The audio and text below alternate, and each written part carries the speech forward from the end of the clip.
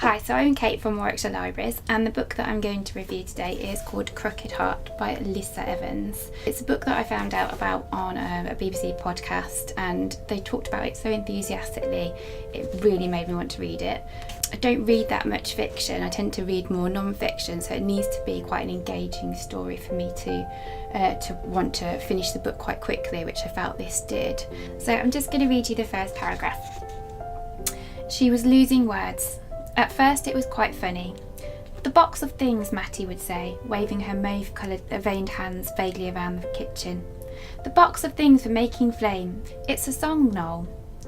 So Mattie is Noel's guardian, and as you can tell she's starting to suffer from dementia. So the story then carries on from where Mauve unfortunately leaves us, and Noel is an orphan and goes to live with V in St Albans as an evacuee. Probably give this book, I'd say 3.5 stars out of 5. I'd recommend it as quite a light read, something that you could read quite quickly as well. It's not a particularly large book.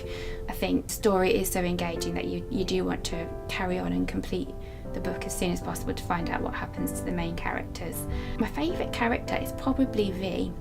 So she takes in Noel because she needs the money basically from the evacuee to keep her going, because she's a widower and she hasn't got much money, and then Noel helps her with her devious schemes to raise more money, some of which aren't quite legal, but Noel thinks they're possibly morally correct. You'll have to read the book to find out why.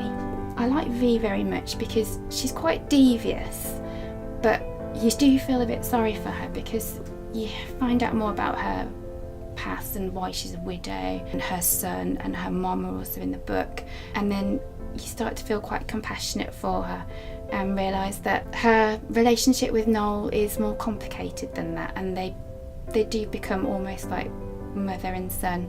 Yeah, I really enjoyed it.